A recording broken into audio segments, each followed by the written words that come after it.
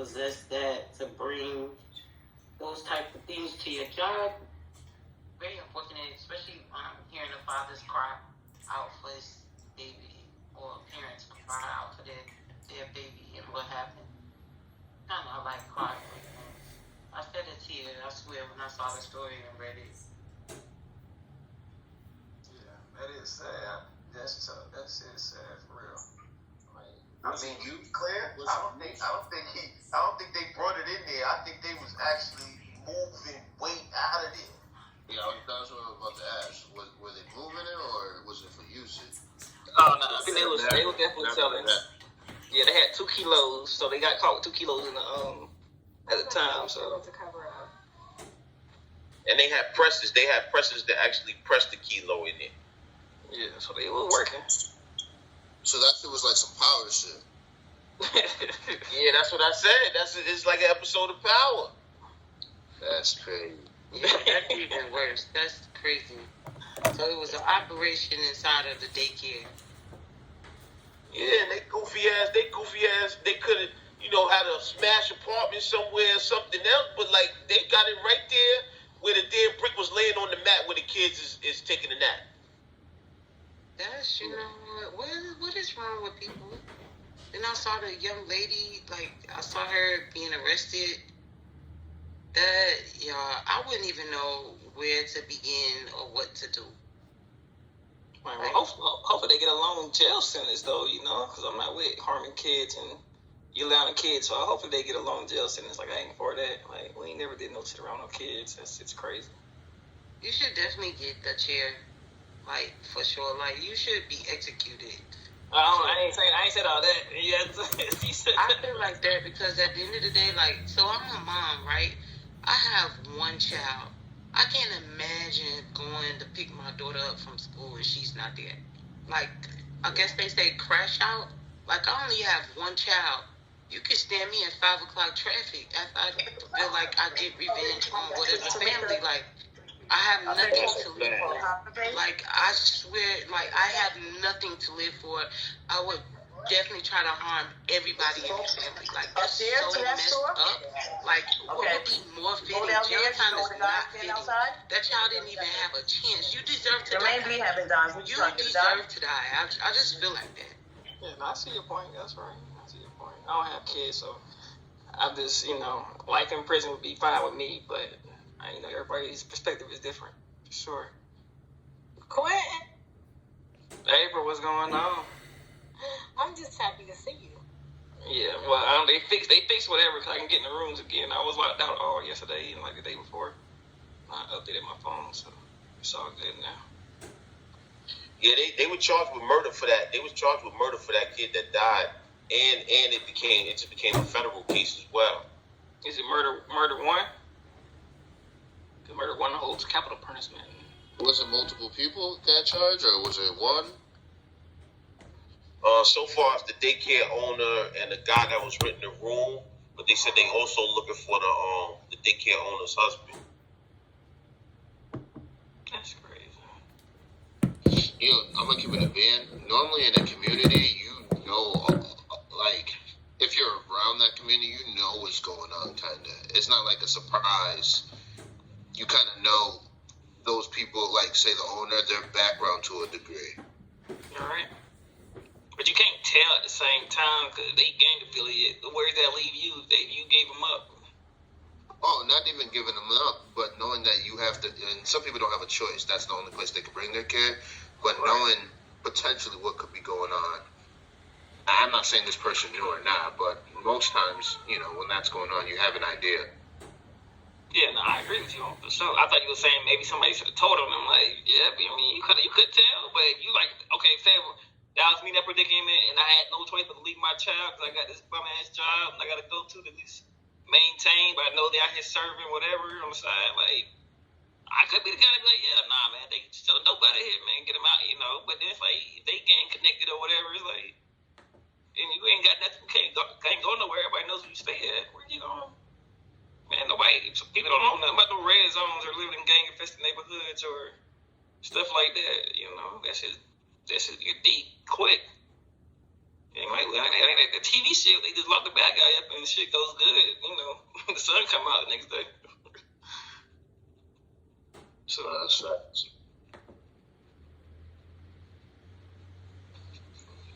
Raise your hand, come to the stage if you got something to talk about. We're talking about current events right now. It's just a lounge. We opened up with this topic about the daycare where they found the brick of fentanyl in there and one kid overdosed.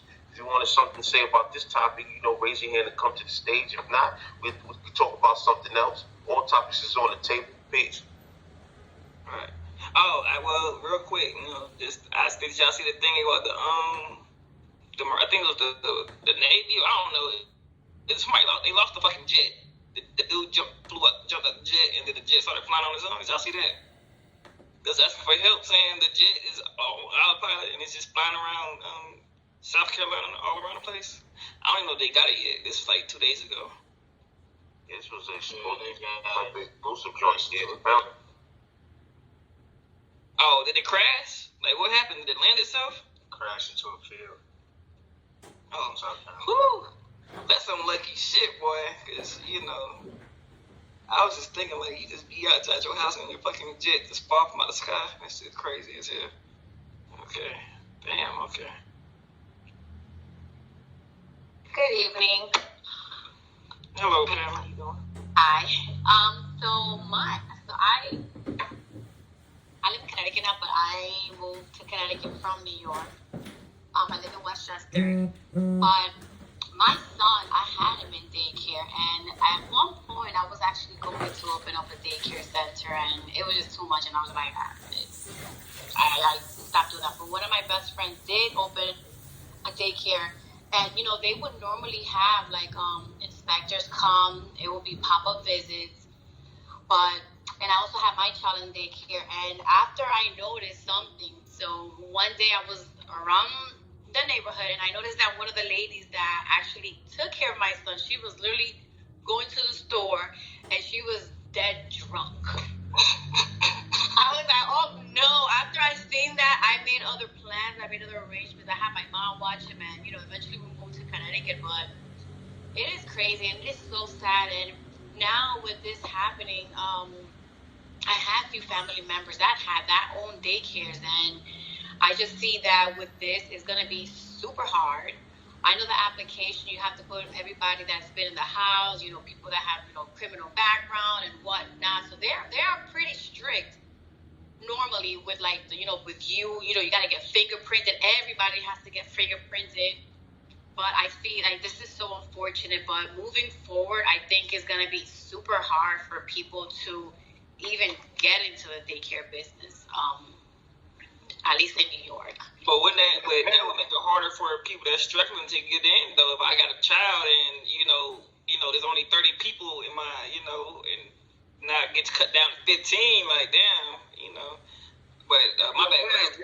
I had to check and make sure this wasn't Cardi B talking on the stage, yo. Is anybody supposed to be talking I with think Cardi that B? all the time.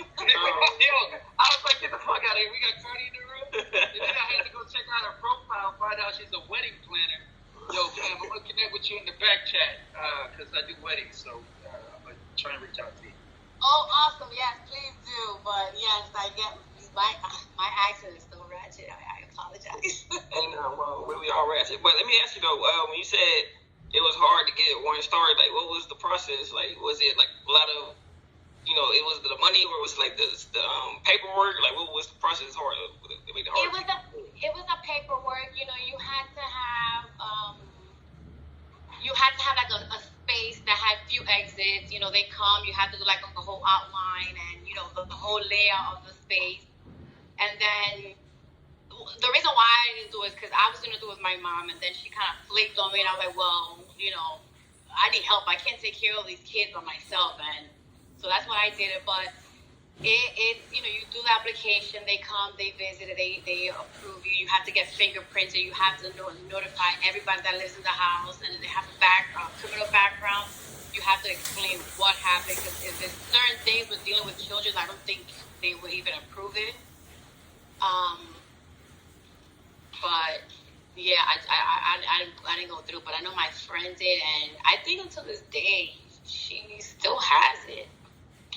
But ask Pam a question? Go ahead, bro. You on stage? Oh, okay. Was she drunk during work hours or was she drunk on her own time? oh, so the lady at my son's child, she was drunk. It was after. I was like around 8 p.m. I went to the store, but I'm like, But she couldn't even walk straight. And I'm like, she probably like an alcoholic. Like, who knows? Because some people function while being drunk and dealing with kids all day. So that freaked me out. I have one child, and it was hard leaving him in daycare, and but that was just one of the ladies. She was just an assistant there, like the owner. They were cool and whatnot, but that freaked me out. Like, oh no, like who knows? Yeah, no, I would have been on the same thing because there was just a video of I forgot where the state that was in, but the white lady was drunk as hell at school. She was like a public high school or whatever, but she was dead drunk in class, and they didn't arrest. I think they didn't arrest her, or maybe they did at the end, but she was dead drunk.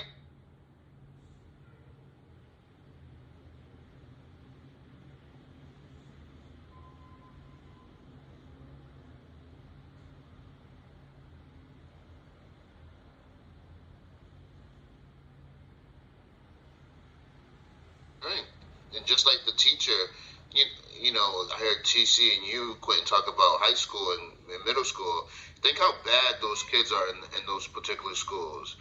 I know everyone is always saying, the youth, and, the youth be bad as fuck. They don't want to bring it up. Teachers getting paid low as hell, and they got to deal with badass kids every day. I don't know. Nah, that's the fact. And they're badass parents, too. Don't leave them out the equation acting crazy. But these kids fighting, like, see, we fought each other. We weren't really fighting teachers like that. Teachers came and broke shit up. But these kids be knocking teachers. They going catching fights with their teachers. Like, we ain't never on that. You ain't about to hit, especially on our They was doing that in the school. I went to school. You ain't They staying. teachers up and everybody else. They ain't care. Yeah, we ain't. That's one thing we damn sure didn't take. Cause everybody had their own little favorite teacher. So you wasn't about to meet up on no teacher for sure. But see, majority of teachers was late women anyway. So.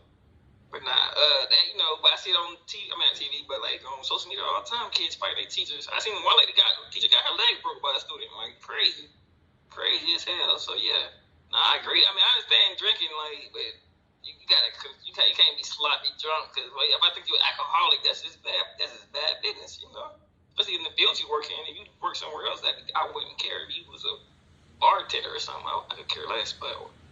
If you was a doctor or a daycare person, teacher, stuff like that, that shit matters. Yeah, I feel like if that's the case, if you have to drink to cope with whatever, then that is not the place you should be working at. Because it's too delicate. Shit, I'm about to go get me a drink right now. I just got off. What you talking about?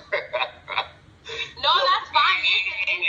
There's nothing wrong with drinking, but when you're like, you can't even walk, and I don't know, that freaked me out. I don't know. Yeah. So I was looking for another article for this case, and a similar case came up in Connecticut, actually, where the daycare person gave a 4-month-old baby Benadryl to help sleep, and the baby overdose. She wound up getting 30 months in prison for that. Only 30 months? Which I think. Gave the baby Benadryl? Son. That's like 3 years. That's not the same shit for killing a baby. Was it manslaughter? Wait, did the baby die or did they just give him Benadryl? Let me make sure. I think it might have been like what's that like hormone you give people so they go to sleep? What's it called? Not dopamine. What's the You said hormone? You mean melatonin or something? melatonin? Yeah, melatonin. I heard of. Now listen, I gave my kid melatonin. Let me not incriminate myself. You can give them too much, though. Yeah, the baby died. The baby died in the Connecticut case. The baby died. She only got 30 months. No, but they do sell melatonin in like little baby tablets, so we give our kid melatonin every once in a while. But you can't give kids too much melatonin. It's a thing. It's such a thing as that. Be his last nap, goddamn. Yo, you are dark, yo. They going ban you, man. You about to get canceled, yo. I'm scared of you at this point. You saying some crazy shit. Oh shit! Hey, bro, do you write this stuff down, April? Damn it. I'll slide myself out of the room. The guy, was it a young person? What you talking about in the article at the top of the page? No, the one you just brought up that gave the Benadryl. No, actually, she was let me see how old this lady is. Hold on 1 second. She looked like a middle-aged lady in the picture. That's great. I don't see her age actually here. Maybe I'm overlooking it. I would think Yeah, but she looked like a middle-aged. Don't know no better to do some shit like that. But how do y'all get 30 months though? The baby died. Like the charge must have been like less than the manslaughter charge, because manslaughter is at least 15 years. But judge can determine what it's gonna be. But damn, 30 months for death of a baby. I mean, she probably out of jail at this point. She got charged with she was charged with second-degree manslaughter, second-degree reckless endangerment, and risk of injury to a minor. Yeah, so second degree is like that's still attempted. But the judge can always say what they gonna give you though. There ain't no mandatory sentence. Don't you drop your kids off to daycare for them to take care of, and you pick them up at the end of the day? Yeah, that's how it's supposed to go down. I mean, and nobody knows, if somebody like Quentin is moving bricks of fentanyl outside of the damn daycare. I mean, it's too crazy, man. Trying to move, they using the daycare as a front, and they moving bricks of fentanyl out of the joint. It's just crazy, man. I don't know, man. I don't know what the oversight, like how much oversight is there really over a daycare though? If a person opens up the daycare, they pass inspection, like what type of oversight is it? Is it monthly, yearly, 5 years? Like how do they inspect these things? How frequent? It's pop-up. You never know. You have to be ready. But for example, my friend, I think she maybe had like 2 or 3, but it wasn't even a year, maybe once a year. So it's not frequent. They don't have that many workers to like pop up randomly like that. There's a lot of daycares, but it's not frequent. And then once the daycare owner opens up the daycare, like how stringent is the process to screen the workers, or is it just up to the owner himself, or like do they have to be certified through the state? Like how does that go?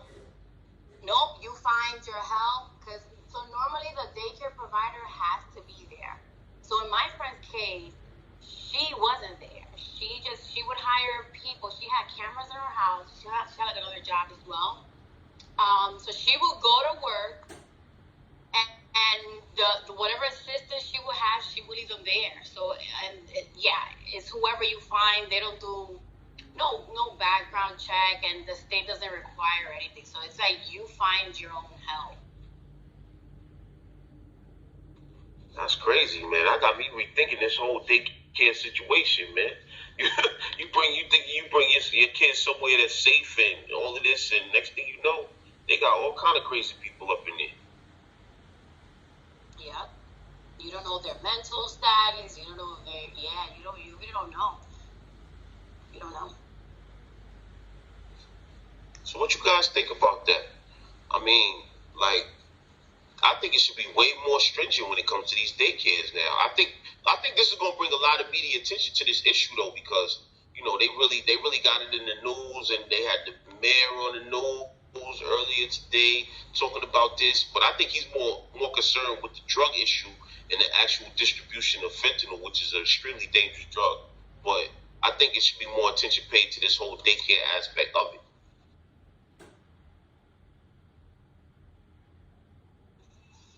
So what else is in the news? Anything? I know the United Nations. I know they have the United Nations right now. They got your man, Volodymyr Zelensky, talk about he needs some more funding for the war in Ukraine. What you guys think about that? Well, for starters, I think we should be funding them, all the way through the end of this thing, because if we don't, Russia's going to find that they'll have an easier time just kind of staying where they are, basically holding the ranks and not moving anything until the election happens. And by that time, everything is going to be so hyper-partisan. Any type of money movement towards supporting the effort in Ukraine is going to be stalled, because it's going to be too politically toxic. So, I applaud administration and the Congress for the amount of money that they did send. Unfortunately, things are getting to the point now where it's becoming too toxic, and they're starting to run out of artillery. They're starting to run out of shells. They're starting to run out of basic support that they need to fend off this incursion or this invasion from Russia. So, it's unfortunate, but unfortunately, I don't think Zelensky's going to be getting any more money anytime soon. And it's all So isn't that a bad investment then? That sounds like a bad investment. If we don't look out, it's only a bad investment if we don't look after our investments, right? It's only a bad investment if you go in halfway. If you don't go in with the intention of completing the project, if we were to flip a house, right, and we knew that the cost to flip the house would be $150,000, but we only budgeted for $50,000. I guess you can look at it from that perspective and say it's a bad investment, but I don't think anybody that's started this, decided to give these funds, went in with the idea of thinking we're only going to go halfway. So, I believe under the Lend-Lease Act, Ukraine has to pay the money back. That's how we're creating the funds, right? Through Lend-Lease. Yeah, I think that's the case, but also Ukraine is rich in natural resources, minerals. There's natural gas under some parts of Ukraine. There's also that port to the Black Sea. There's a lot of stuff that we could potentially have our hands in. I don't think we're just going to turn that over to Putin.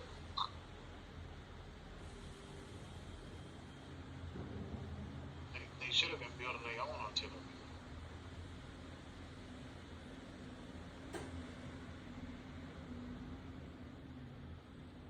Now we got to send money and everything else over there to get them weapons and all that. We knew they were next to Russia. How come they didn't prepare?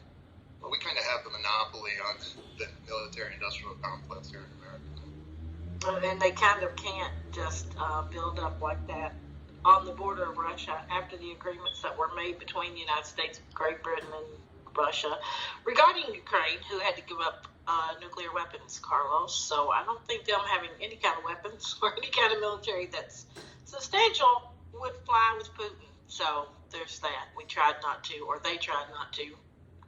And other people would disagree. Poke that bear, but he poked back, so whatever. Poke back. Zelensky? No, Putin never wanted Ukraine to have any type of defense mechanism because of there's some other countries that were once part of the Soviet Union or who were not, and they joined NATO, and they were close here on the border with Russia, and he never cared about them, but he cares about Ukraine. There's a whole it's a whole thing. Some of the biggest invasions into Russia can be through Ukraine. So geopolitically, Putin, that's his interest. And also the many, many natural gas and oil pipelines that run from under Ukraine, from Russia into the rest of Europe. So there's that as well. There's tons of Russian pipelines that go underneath Ukraine, or through Ukraine. There's lots of reasons. There's lots of reasons that Ukraine is in the middle between NATO and Russia.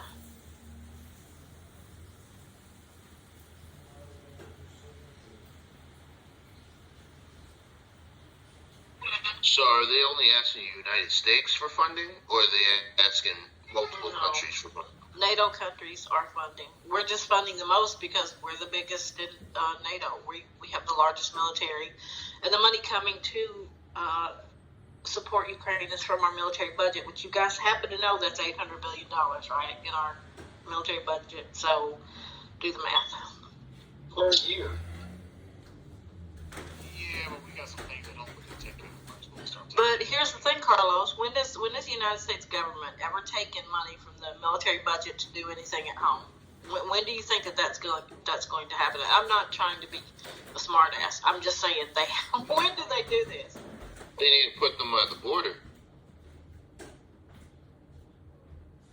That's too much like right. That's like your husband making sure that your neighbor's light bill is paid when your light bill is already 2 months past due. Don't make any sense.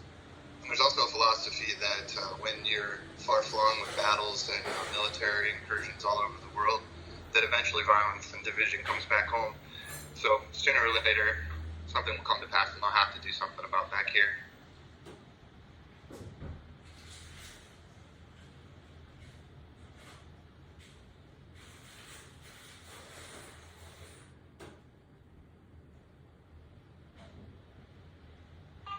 All I know is I don't have a problem with the jets that fly over my head up here every day. I don't have a problem with that because I'm on their side. Well, no, nobody's criticizing the military. We're just talking about the way that that we do things as far as we allow our. Oh, for sure. Yes, Carlos, the F-35s, how much money do we spend on those? Other jets that have been developed for us by Lockheed, and who's the other one? I don't know how many there are, government contractors, and they get lots of money. Yeah, they soak it up. Yeah. It's not like military members get big raises or make big money.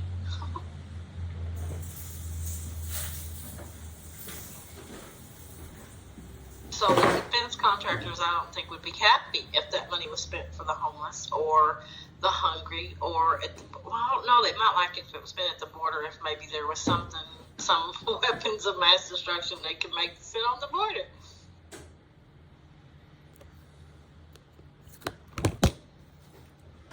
Hey, let's not forget the Green New Deal with AOC, because that's another scam. It's just a variation of the scam. And the money should be, redirected to the housing crisis. And, I was thinking if we were to look at China and India, and we were to look at their homeless population, their destitution, and compare it to the U.S., percentages. I don't know what those percentages are. I'm sure India and China have, hundreds of millions of homeless, or do they really? I don't know. The thing is, these housing schemes are scams. They're spending $800,000 for a 1-bedroom, 1-bath. We need to construct affordable housing and use major corporations to do it, and we need to build millions of units. In Chicago right now, where I live, hundreds of migrants are arriving regularly every day on buses. They're building a refugee camp. There's over 10,000 refugees in Chicago now, and that's just Chicago. There's other major cities. So you're talking about millions or even hundreds of thousands of refugees that will need to be housed. I just went to the grocery store. There's a dad sitting with his children with his cell phone plugged in watching a movie. And I'm like, that's just life. People are just going to sit there and look at their cell phones. Nobody's going to go work or clean anything or fix anything anymore. Everybody's just hypnotized with the cell phone. So we have to look at our currency in a different way, which is we have an unlimited supply. Where do we want to put it? Do we want to continue building nuclear-powered aircraft carriers and tanks, which even Trump said in the Green New Deal, our jets and our tanks have to be electric. As we're killing our enemy, we have to make sure that we're not defecating in the environment. He said that, and it's insane. If Trump said something, I would need to see proof of that. He said, I got it. I got the footage. It was in Wyoming, where he said, the Democrats want the defense industry to make our tanks and our aircraft carriers, everything, green. As we're killing our enemies, we want to make sure that we're not polluting the environment. As we're destroying human beings by the thousands with advanced weapon systems, we want to make sure we don't contaminate the environment with pollution. It's a joke. It's a joke, meaning that these Democrat liberal, ecologists are insane. They're putting restrictions on what Raytheon and Boeing and Northrop Grumman can do. Meanwhile, we're killing hundreds of thousands, if not millions of people in the past 20 years. These weapon systems have killed millions, and your taxpayer dollars paid for it all. Or I should say your future debt has paid for it all. You had to borrow to kill millions of people in the past 20 years. You said 10,000 of refugees in Chicago alone?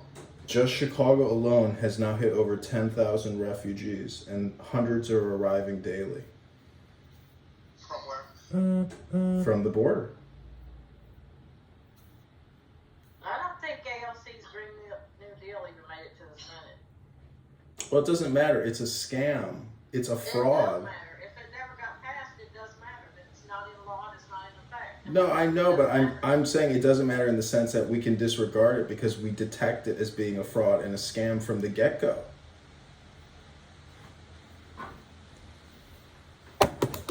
What relevance does it have at this point in the conversation? Because you're saying that the Green New Deal, and like I said, anything Trump says, I would need to fact check about our military having all electric airplanes, jets, and shit. I don't think he's right about that.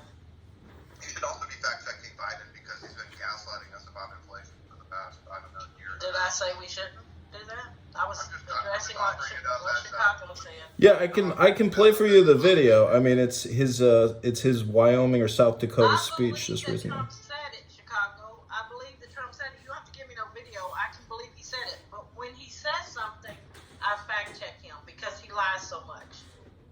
He's being facetious and making a joke. I don't know if you understood my point. That's it. Say that it was a joke to begin with. Sorry. Well, I'm just saying I would be happy if the moderators want me to. I will play what I consider Trump's finest moment in Wyoming or South Dakota. We don't need to hear Trump talk on stage. I'm not going to play it, but let me just tell you that it was a brilliant hypnosis. It was the first time I've ever seen him use music to his voice. It was like it was honestly shocking. And this is what he said: I am going to make you powerful again. I am going to make you rich again. I'm going to make you great again. I'm going to make you safe again. It's hypnosis. It's hardcore hypnosis. Yeah. I mean, I don't trust anyone. And I look at all these politicians as being nothing more than advanced psychopath, hypnotist actors. No one can fix these problems. Now, no one. It's a giant fraud. The whole system isn't set up for one person to become our Caesar for 4 years. We need to destabilize and redistribute the power structure. The internet didn't do it. We have to somehow create an America 2.0 and get away from the current top-down pyramid approach of the executive office and these insane Democrat, Marxist, fascist, terrorist, communists ruining what's a glorious, republic and an empire. I don't know, TC. He sound like he might be kind of Marxist, anarchist and stuff, man. He talking about America 2.0, like you want to destroy the government and all of this stuff, man. Who are you, man? Yeah, I wish I could respond to him. I'm in the dinner right now with the kids, so Chicago, what is a Marxist Chicago? What is that? I keep hearing that.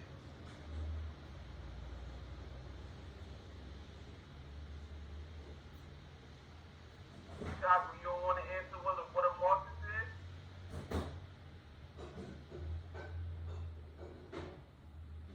Wow, I guess we gonna move on from that. You must have got offended, man. I don't know, man. You sound like you want to destroy the government, man. I don't know. He was trying to cook, though. He was trying to cook there for a little bit. It sounded like that guy that controlling the houses. Huh? What do you think, Eric? I think Chicago is funny as hell, man. He'll have you rolling, his stream of consciousness, his knowledge, like of Stoic philosophy, other philosophies. He will definitely get your juices running, flowing. He needed time to Google.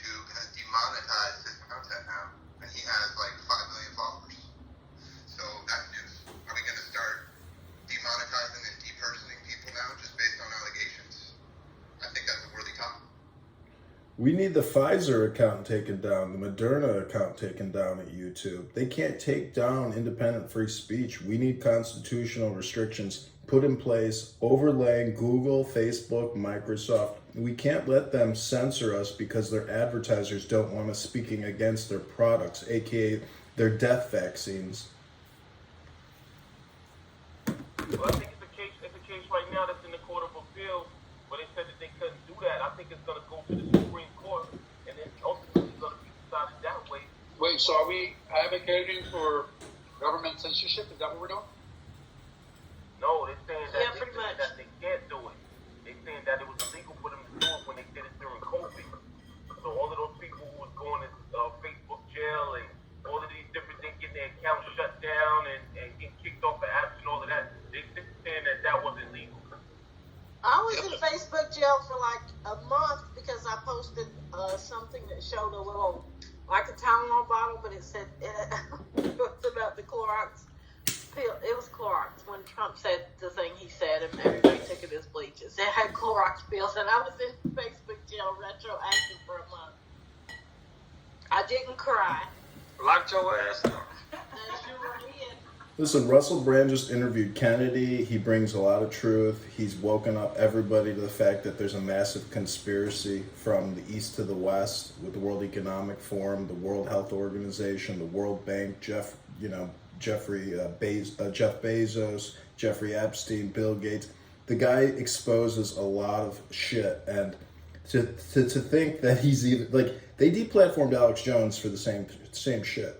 But Russell Brand, has this positive vibration guru type thing where people accepted it for so long, but now not anymore. They're not letting him say what he wants. Him and David Icke, the other outspoken British journalist and exposure, who gives us the truth. We are. I don't know what's going to happen, but I don't think the baby boomers are going to are going to retire and not boom. The baby boomers want to boom, and I think that spells nuclear war. Zelensky in his sweatpants, we need to assassinate him somehow and get rid of him.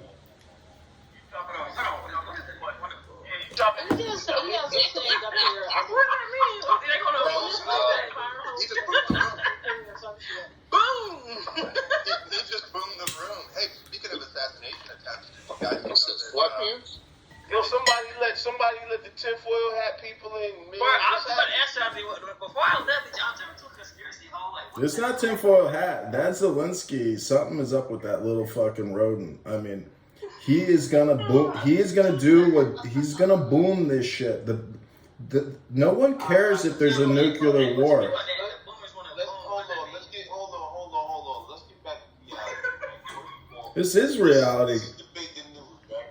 Number one, we're not just gonna be going out here and talking about, just undocumented conspiracy theories and all of that. We deal with news, right? We deal with articles that can be verified, and then we just, Do you even know what the Greenbrier is? The conspiracy, the conspiracy room.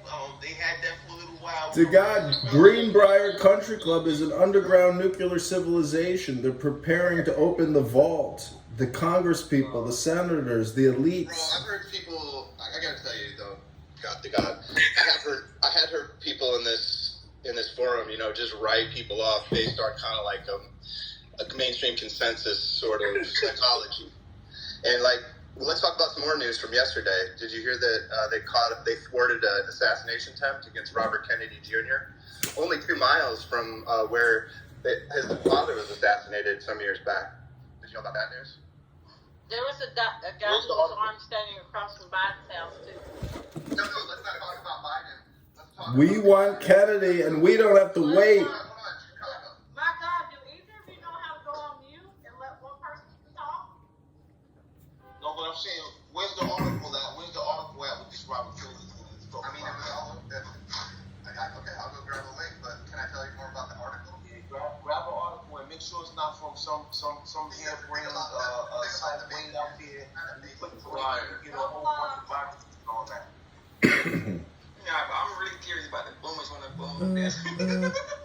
It's true. Baby boomers are gonna boom us. what is that? I know a nuclear bomb researcher and developer, and they have weapon systems. I'm about to boom you. I'm about to boom you in 2 seconds. You talking this nonsense. It's not nonsense. This is real news and real high value information.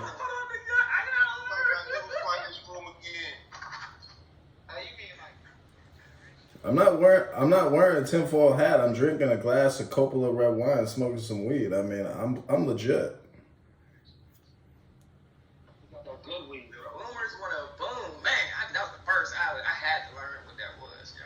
My bad. I was laughing. It ain't African American boomers that are gonna boom you. It's the Hillary Clinton boomers that are gonna boom you. They're done with you. You're deplorable and despicable. They want you vaccinated, sterilized, and they want you censored. And they go to a vault on the ground. I went to the internet for you, and the chat is one article of many about how RFK Jr. had a possible assassination attempt thwarted yesterday through his security team. There was a gentleman who was he was disguised as a U.S. Marshal, actually, and he had 2 pistols on him with a cross underarm holster. So, you didn't hear about it that much. It didn't make it out so easy, but that's another true thing, And yeah, I heard about that. None of you know about it.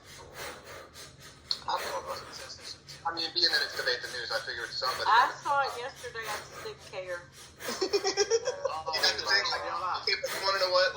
Okay, RFK actually has policies that he's talking about that could actually help people, like creating a 3-year treasury bill to create a first-time homeowners program in this country so people can afford houses because they can't fucking afford houses. I mean, Isn't Biden doing that right now?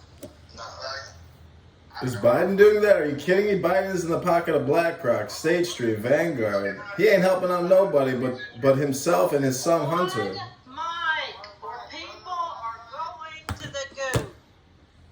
I'm just saying, is Biden doing that? Is it some sort of equity program? I'm asking the question. That's all. Only person that I've ever heard talk about it is RFK Jr. and he's talked about it with Russell Brand, Tim Dillon, and a multitude of people. He's went on long form podcasts. Trump did too.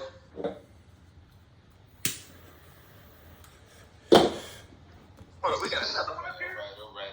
Listen, we want Kennedy, and we don't have to wait. We want Kennedy now. All right, you going to the goo. Kennedy in the goo. All right. God. All right, so now, welcome to the Big News, everybody. This is just a lounge. We're talking about current events. If you have a current event, raise your hand, come to the stage, and let's talk about it. All topics are open for discussion. We're currently discussing the fentanyl overdose that happened in the Bronx, where they have fentanyl in the daycare around children. We discussed that in depth, but any topic is up for discussion at this point. Peace. The God, I put up there an article about Russell Brand suggesting that a 15-year-old should have a sex-themed birthday party some years ago, since we were talking about him. But you can change it back if you want. I'll find the other. So this is what got him canceled? I don't know if this is what got him canceled, but this was what I found recently coming across the wire. All right, so what y'all think about that? Are they trying to cancel Russell Brand? Because somebody was saying that he talks about all these I think Russell Brand's a topics. comedian, bro. Huh? I said Russell Brand's a comedian, so he's gonna say off-color fucking weird shit, and it's just funny. I mean, I'll read the article, but it is from people, so I'm sure there's not a lot of meat on there. A lot of times what they do with these comedians is they take one thing and make a little clickbait story out of it, so they can kind of how people find. So Is it Russell Brand? Russell Brand is a comedian, is what you said. So he's in show business, so people covers people. Okay, this is the Russell Brand Tucker Kennedy podcast.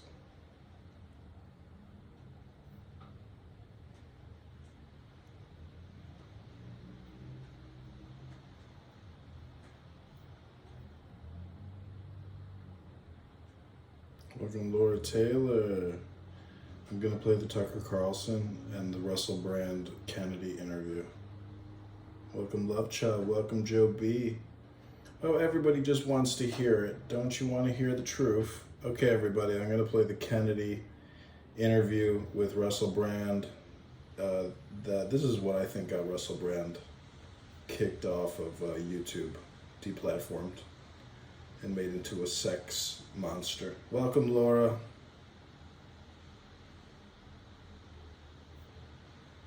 Welcome, Juanita. Invite people to the room, share the room, hope you enjoy it. Okay, let me get the clip queued up.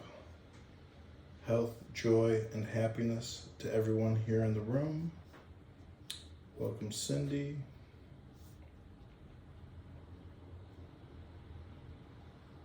Welcome, Ellie. This is the Russell Brand Kennedy podcast that got Russell Brand deplatformed. Hello there, you Awakening Wonders. Now, this isn't the usual type of video we make on this channel where we critique, attack, and undermine the news in all its corruption, because in this story, I am the news. I've received two extremely disturbing letters, or a letter and an email, one from a mainstream media TV company, one from a newspaper, listing a litany of extremely egregious and aggressive attacks, as well as some pretty stupid stuff, like my community festival should be stopped, that I shouldn't be able to attack mainstream media narratives on this channel. But amidst this litany of astonishing, rather baroque attacks are some very serious allegations that I absolutely refute. These allegations pertain to the time when I was working in the mainstream, when I was in the newspapers all the time, when I was in the movies, and as I've written about extensively in my books, I was very, very promiscuous. Now, during that time of promiscuity, the relationships I had were absolutely always consensual. I was always transparent about that then, almost too transparent. And I'm being transparent about it now as well. And to see that transparency metastasized into something criminal that I absolutely deny makes me question, is there another agenda at play? Particularly when we've seen coordinated media attacks before, like with Joe Rogan, when he dared to take a medicine that the mainstream media didn't approve of, and we saw a spate of headlines from media outlets across the world using the same language. I'm aware that you guys have been saying in the comments for a while, watch out, Russell, they're coming for you, you're getting too close to the truth, Russell Brand did not kill himself. I know that a year ago there was a spate of articles, Russell Brand's a conspiracy theorist, Russell Brand's right wing. I'm aware of news media making phone calls, sending letters to people I know for ages and ages. It's being clear to me, or at least it feels to me like there's a serious and concerted agenda to control these kind of spaces and these kind of voices, and I mean my voice along with your voice. I don't mind them using my books and my stand-up to talk about my promiscuous consensual conduct in the past. What I seriously refute are these very, very serious criminal allegations. Also, it's worth mentioning that there are witnesses whose evidence directly contradicts the narratives that these two mainstream media outlets are trying to construct, apparently in what seems to me to be a coordinated attack. Now, I don't want to get into this any further because of the serious nature of the allegations, but I feel like I'm being attacked, and plainly they are working very closely together. We are obviously going to look into this matter because it's very, very serious. In the meantime, I want you to stay close, stay awake, but more important than any of that, if you can, please stay free.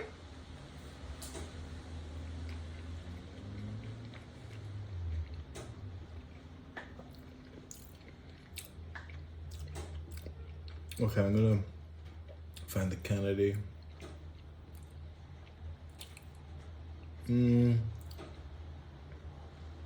Yeah, so you may want to take a look at Russell Brand's YouTube account right now, because I don't see the Kennedy interview anymore. But honestly, the Tucker Carlson interview with Kennedy was so good. So let me play for you the last video. The last one was from 4 days ago. Oh, fuck. Okay, so this is Russell Brand. This was 5 days ago. This was the last video prior to the sexual assault allegation video that I just played that had 1.8 million views. This one was called Biden's 9/11 speech is a lie. Joe Biden, after consoling Hawaiians with his liar, liar, house on fire lie, has now tried to claim that on September the 12th he was at ground zero, sticking up for those brave Americans that suffered those assaults and that onslaught. But in fact what he was doing on September the 12th was advocating for a war in Iraq that was a complete, made-up, fiasco lie. Liar, liar, house on fire. Not just the house, maybe the whole world. Hello there, you 6.5 million Awakening switch to truth and freedom together. Do subscribe to our channel and turn on the notification bell because it helps us stay connected. And by God, we need connection. So something important to point out is that Google is behind this Russell Brand censorship deplatform demonetization. Google is working behind the scenes. Susan Wojcicki is no longer the CEO. They need control over their platform. And Russell Brand has gotten so big and so powerful, they have to stop him. He's at 6.6 million subscribers. Talking about Joe Biden going up to Hawaii and saying, oh, you know, I know what it's like to have your whole country devastated by fires because there was a time where one room of my house briefly caught fire and gave me the opportunity to potentially get some nice new stuff. Wink, wink. I almost lost my Chevy 67 and my cat. He scoffed to the devastated people of Maui. Almost lost my wife, my 67 Corvette, and my cat. Well, now Joe Biden has claimed that on September the 12th, he was one of the almost the first responder, almost rushing up the stairwells of the North Tower. But in fact, after the horrific attacks of September the 11th, what Joe Biden was actually doing was advocating for attacks on Iraq, which retrospectively were a waste of time and made things a hell of a lot worse. How like him? I join you on this solemn day To tell some little old lies. to renew our sacred vow. Never forget. Never forget. It's a bit rich coming from you, mate. I don't think you're going to get to the end of this sentence, are you? Never forget. Never fulfill. Never laptop to the... Wait, what was I saying? We never forget. Joe Biden's catchphrase should not be never forget. Joe Biden's catchphrase would be, I do sometimes forget. Each of us, each of those precious lives stolen too soon when evil attacked. That rhetoric is much too similar to the George W. Bush rhetoric that at that time was condemned by the neoliberal establishment for being too simplistic and reductive. Evil, all that kind of stuff, you know? Like, are we ready for a different type of perspective? What new is this person offering when it comes to international diplomacy, geopolitics, new world solutions, organising democracy differently? It was evil. Like, of course, the bombing of the Twin Towers was evil, but there's no review of what took place after those events, whether the subsequent war was illegal, immoral, and wrong, and how that pertains to current conflict. They can't give you that because essentially the same administration or the same sets of interest are still governing America right now. Joe Biden, who's about to claim that he spent September the 12th clearing up rubble, was actually advocating for the invasion of Iraq on September the 12th. So ultimately what you're able to witness is, in spite of the fluctuations and the mad static that takes place in the mainstream, the kind of political figures that are offered up to you as leaders will continue with the war machine. Except, let us know in the comments if anyone's outside of that, you crazy kids. Ground Zero in New York. And I remember standing there the next day and looking at the building. I felt like I was looking through the gates of hell. It looked so devastating. That's such a mad thing to say if it's not true. I was like looking through the gates of hell at the devastation. Were you even there? No, I was actually advocating for creating more war and mayhem in Iraq. Because the way from where you could stand. What, you can see all that from Washington, where you were advocating for invading Iraq? Yeah, I got really good eyes. I did that. And plus, I never forget. I never, ever forgo. Shanksville, Pennsylvania, the Pentagon of Virginia. I spent many 9/11s, those hallowed grounds, to bear witness and remember those we lost.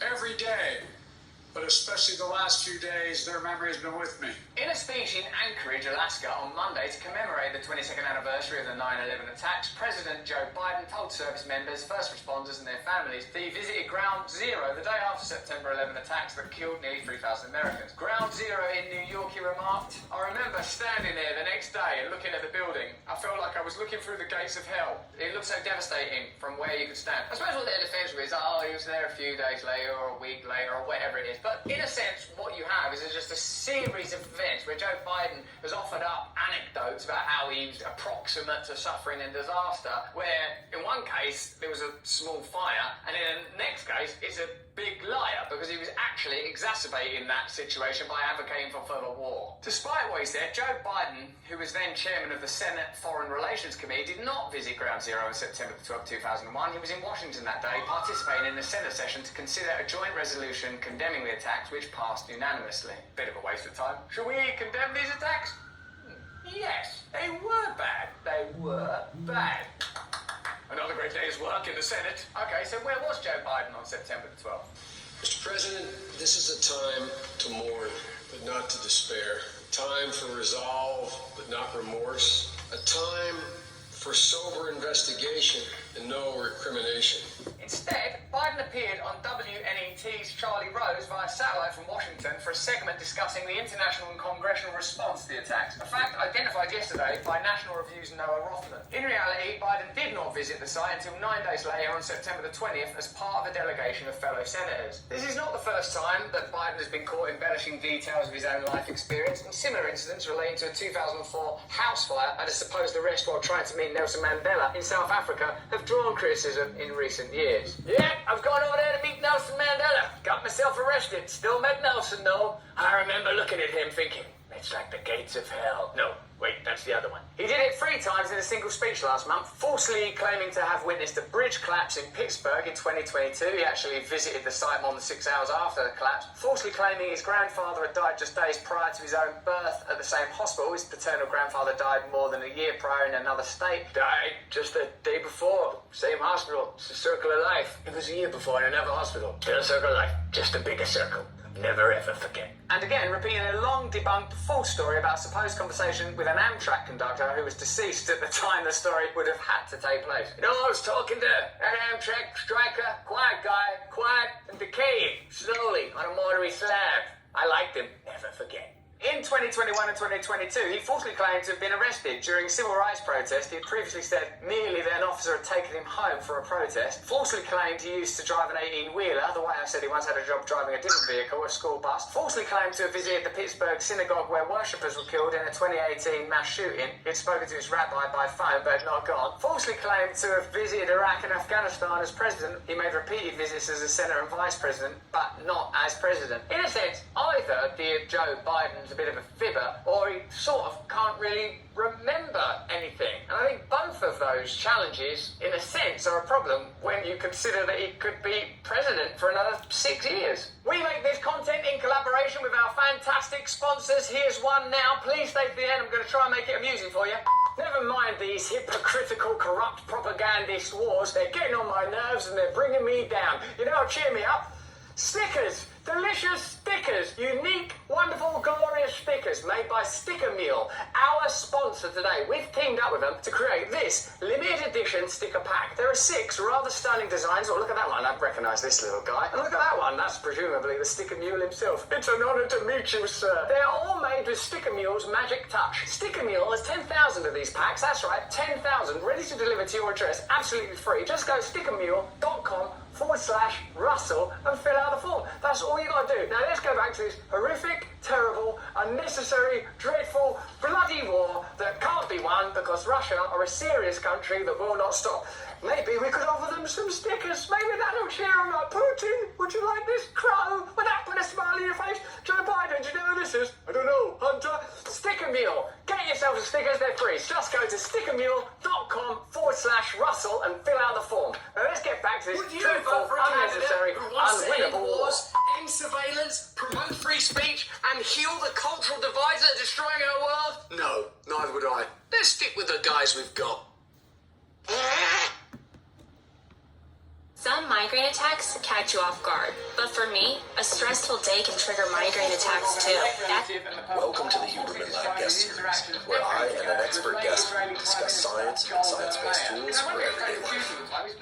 Would you vote for a candidate who wants Recount ending war, attacking corporate power, bringing people together is precisely what's needed. So we'll do everything we can in our own way to join you in this suicidal campaign that will end with us all being murdered. Imagine if you had one huge group voice note with all of your friends, where everyone could chat, ask questions, say hi, and get to know each other. It's kind of a sociological experiment. We just had a big mass experiment performed on the American people over the past 3 years.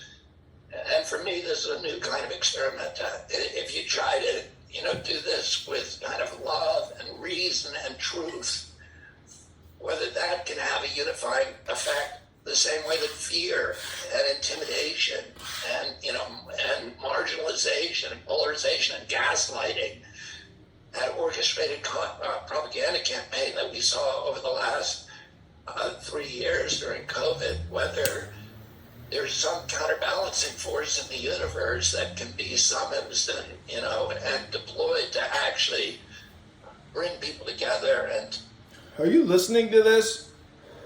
Share the room. Invite people to the room right now. Joy and happiness now. If you enjoy this content, share the room. Invite your friends. You're going to want to listen to this. And to get them to challenge these, not only the dominant narratives, but these institutions that have been. I can tell you something. I know I've spent 40 years suing these agencies, and I know how to fix them. I know how to, I asked Ron DeSantis at one point, I asked him, I had breakfast with him one day, and I asked him during COVID when he was doing really good stuff in Florida on the COVID issue, really trying to have a science-based response. And he asked me at that point to have a breakfast with him, and I went over there and talked to him, and I said, we talked about him possibly running for presidency, and I said, how will you handle NIH? And he said, I'll burn it to the ground. And I understand the impulse, but I think I can have a more surgical impact on these agencies because I've spent 40 years suing them. I've spent 40 years studying them. I have a PhD. I'm thinking about how do you fix these corrupt corporate cultures and at the same time honor the people who are in those agencies to do something good. We talked about. I know you and I have never met, but we have. My granddaughter was friends with your daughter at school, and her mother, my daughter-in-law, Amaryllis Fox, who's married to my oldest son, was a CIA agent for most in the clandestine services for most of her career, and he's one of the most honorable and most courageous people that I've ever met. And she says that the 22,000 people who work for the CIA, most of them are good, patriotic American citizens who gravitated to that agency because they're idealistic. And so, but, it's like all of these agencies, the people who rise up in the agencies and get these permanent, beachheads of power, like Anthony Fauci, was there for 50 years. And he lasts for 50 years for the same reason he rose, which is he's in the tank with industry. He's part of this dynamic of agency capture, where these agencies are become the sock puppets for the industries they're supposed to regulate. And NIH and CDC and FDA are captured. Look at the overthrow of Saddam Hussein. They say that's a success story because they got rid of him. But then we spend $8 trillion. We kill more Iraqis than Saddam Hussein. We turn Iraq into a proxy for Iran. It's an incoherent nation that's just a series of warring death squads between Shia and Sunni. And we create ISIS, and we drive 2 million refugees into Europe and destabilize democracy in every country in Europe, and probably, have something to do with Brexit.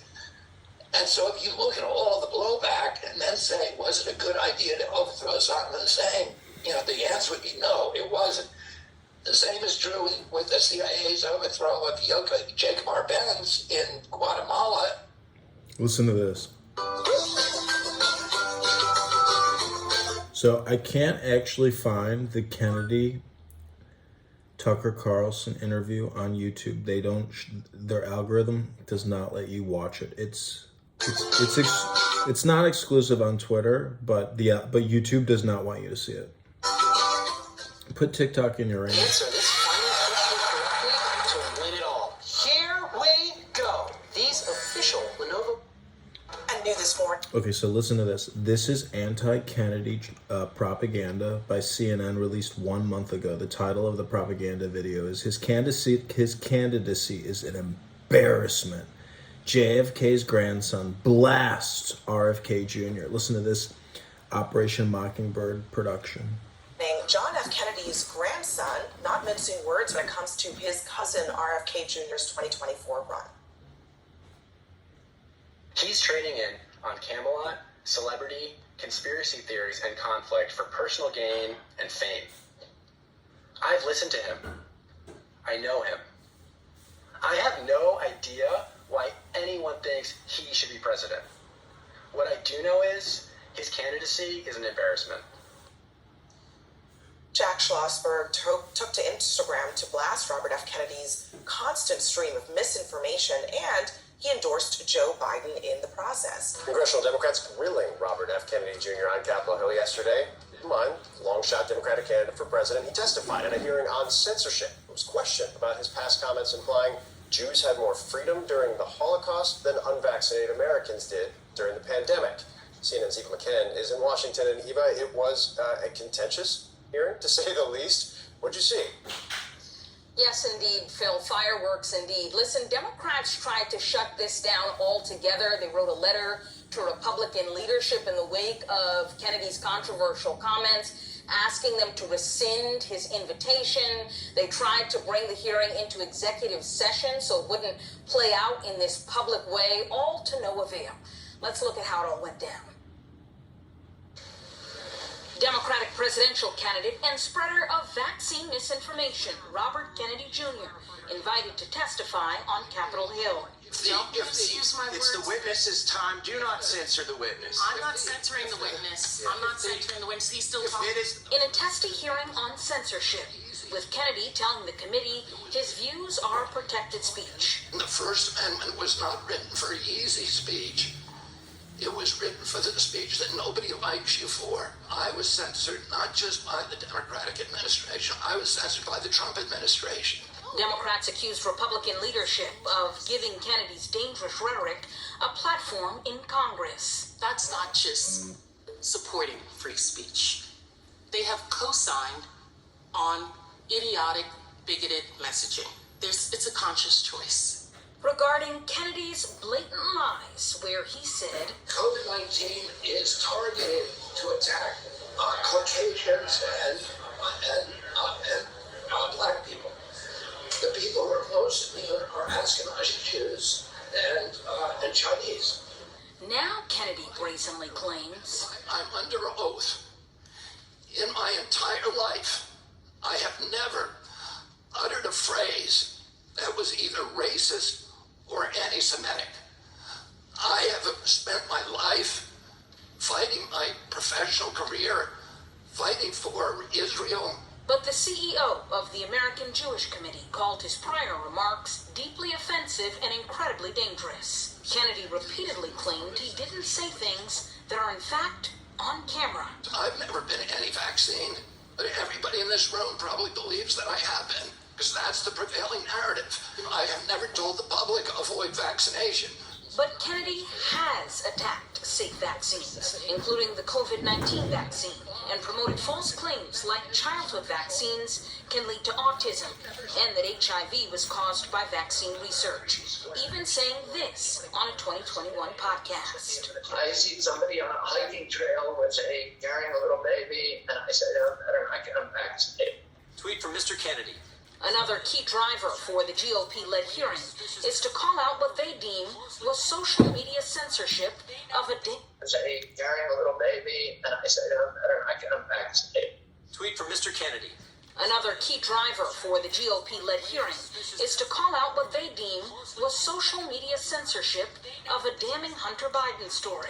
This was illegal government censorship to protect and prop up Joe Biden on the eve of the 2020 election. But Democrats argue misinformation is the larger threat. They want to force social media companies to promote conspiracy theories because they think that's the only way their candidate could win the 2024 election.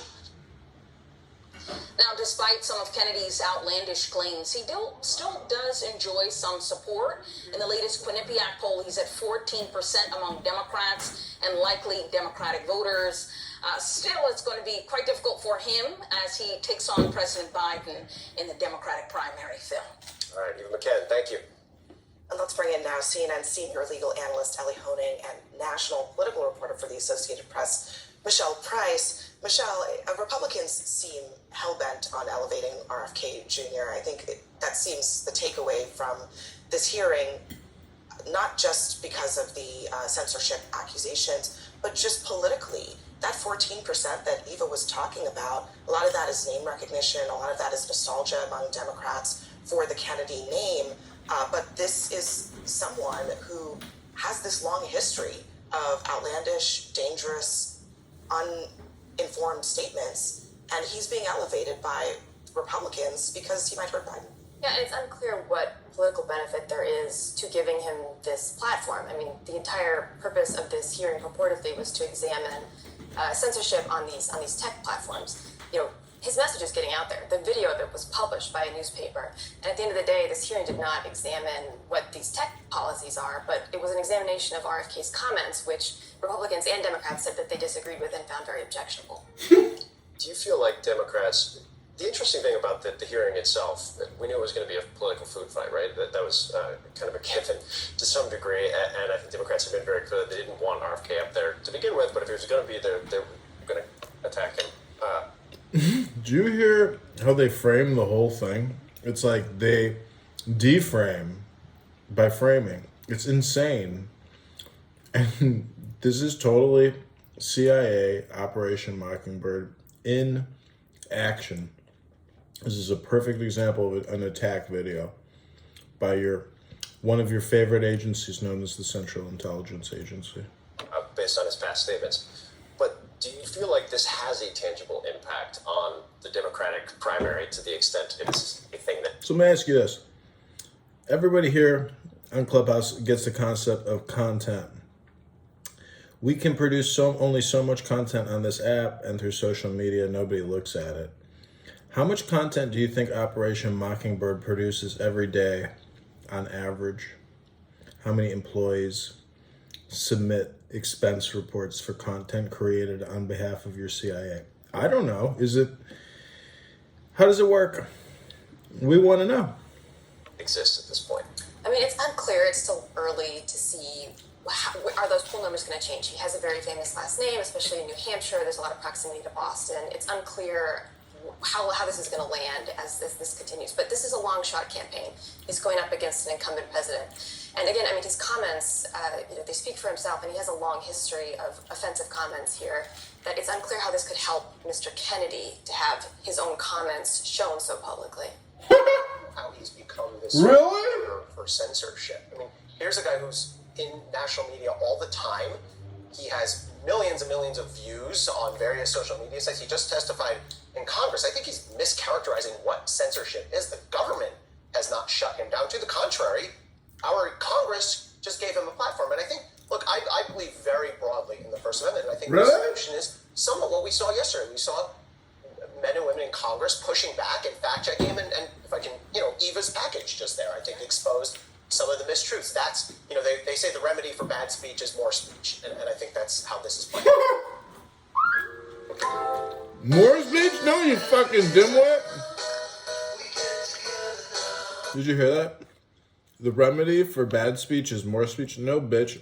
The remedy for bad speech is good speech, you fucking rodent. I disagree. You disagree with me? I just disagree with the notion. I think I just believe we need more discussion, not anything censored. That's all I'm saying. Yeah, but the problem is when you have more discussion, the truth comes out. Exactly. Love it. Okay. Let me, do I have Twitter on here? Fucking, man, Elon Musk fucked up. He never should have bought Twitter. He lost so much money. It doesn't matter though. He's technically a trillionaire. Fucking guy is technically a trillionaire. He can, when you're worth hundreds of billions, it's like being worth $1 trillion. Excuse me. Okay, the Tim Dillon podcast was okay. I'll play that, and I will get another phone out, and I will play the Tucker Carlson. I hope you're enjoying. This is Bobby and Cheryl. This is the Tim Dillon podcast, produced 10 days ago, has 524,000 views. Ladies and Gentlemen, welcome to the Tim Dillon Show. Very excited to have your cut off from that source of money. You're also, I think, people that are not homeowners are subject to the rising rents all the time. You don't have any control over it. You have no control. And the ownership by these companies is driving up the cost of rents. 48% of people in this country who are renting have anxiety. And Cheryl and I talk about this all the time.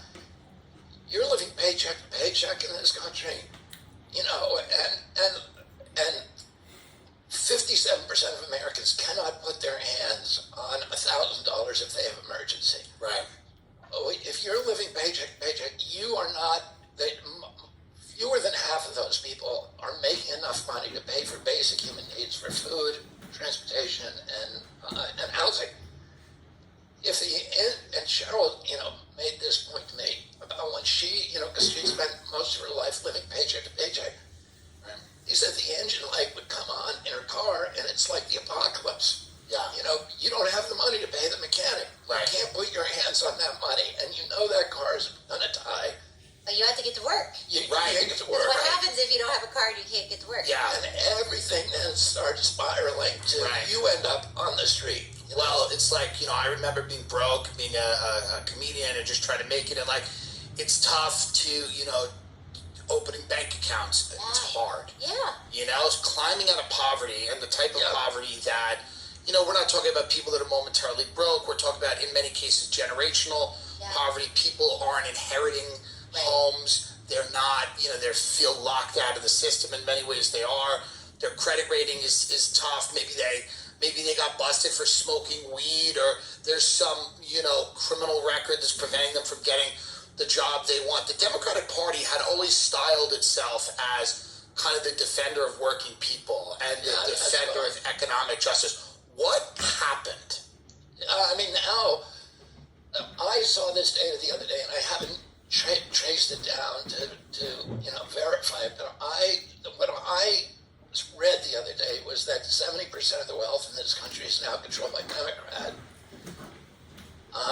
versus 30% by independents and Republicans, and at the top 9 of the 10 top richest counties are now Democrat counties. So it used to be, this is flip-flop from where it was when I was a kid, where the Republicans were the rich, were the oligarchs, and the Democrats were, you know, working poor, working people. Right.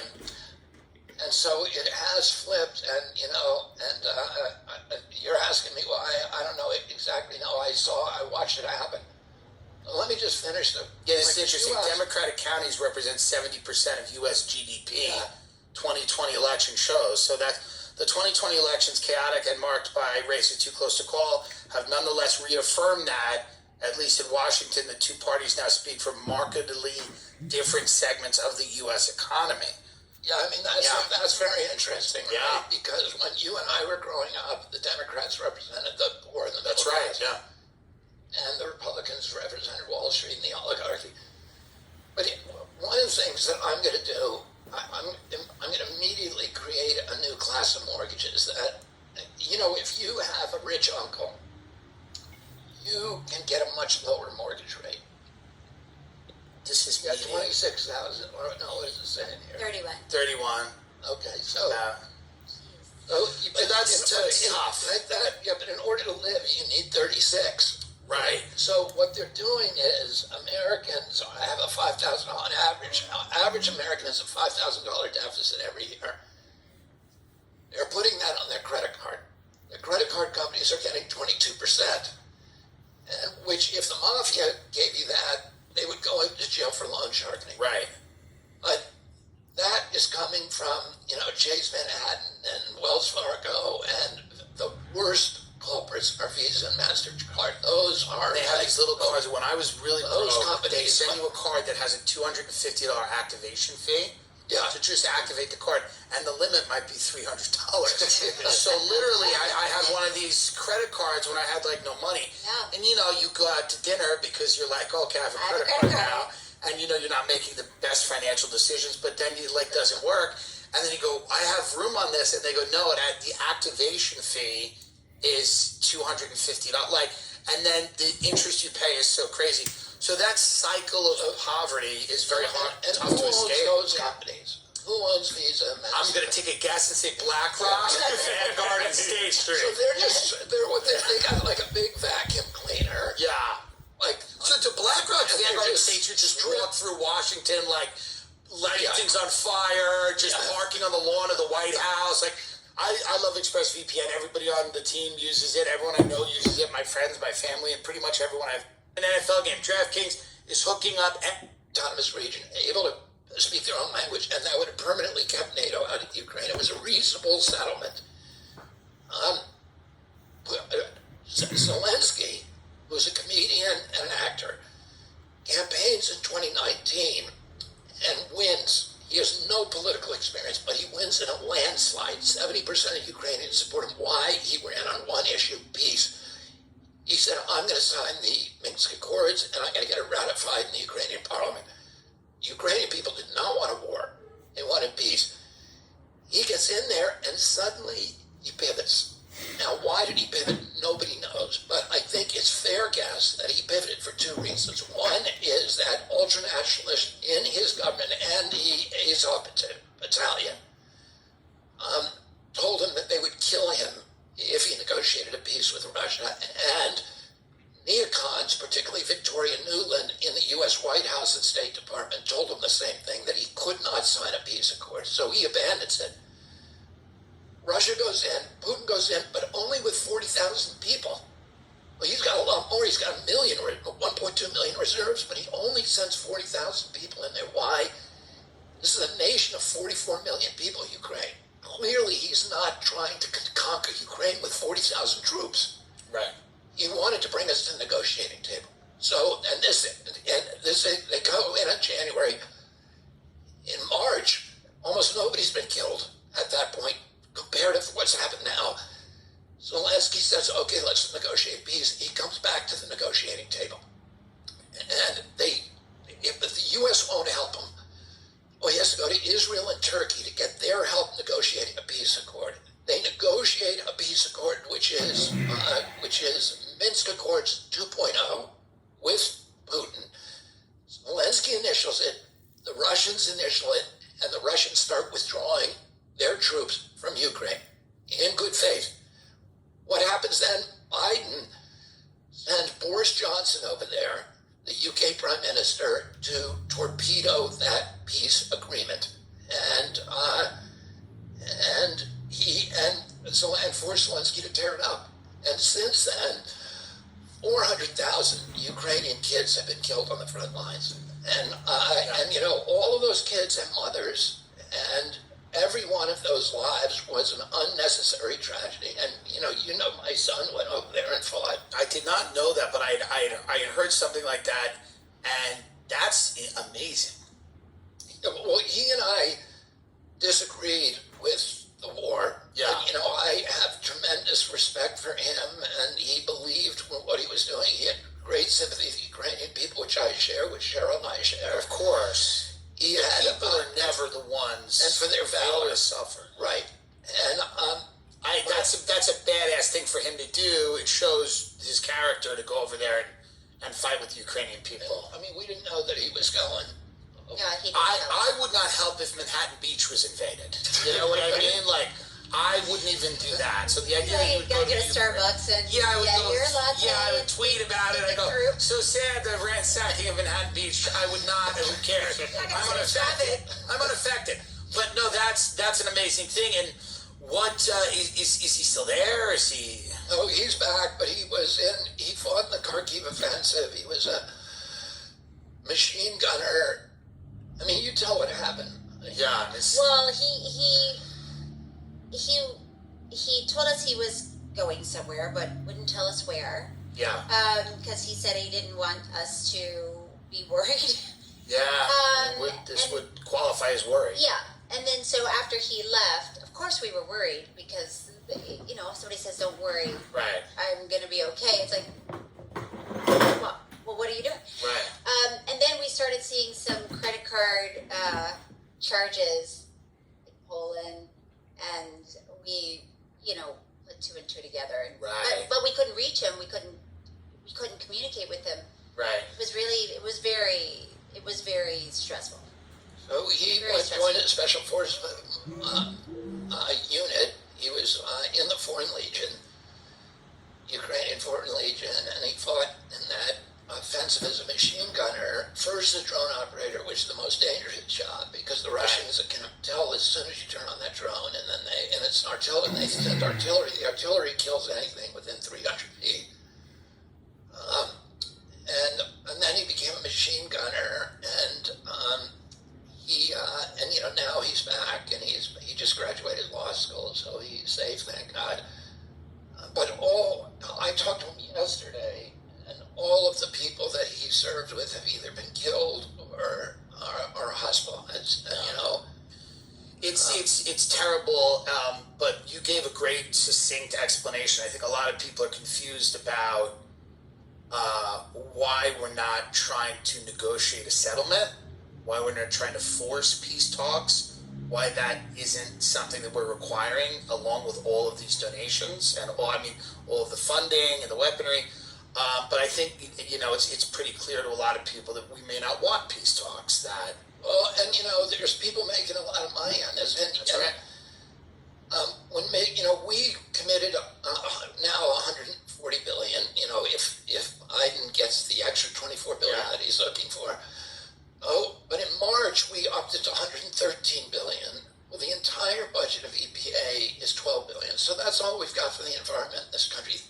But we have 10 times that, or Ukraine. And, we're having crisis here. Yeah, we have millions of people in the U.S. that can't eat, that don't have enough. That have a lot of problems. 35% of Americans resources are not making enough to pay for basic human needs. And those people are on the edge of becoming homeless. And it's a crisis. The entire budget for CDC is $12 billion. When we got 10 times that again, when Mitch McConnell was asked in March, why are we in the Ukraine? Why do we have enough money for this? Where's the money coming from? He said, don't worry about it, because that money's not really going to Ukraine. It's going to U.S. military contractors, Raytheon, General Dynamics, Boeing, Lockheed. And, so he admitted it's just a big money laundering scheme to the military-industrial complex. And then, if you look, who do you think actually owns all of those companies? State Street, Vanguard, BlackRock. Exactly. Yes. So now you see how it how goes back to that.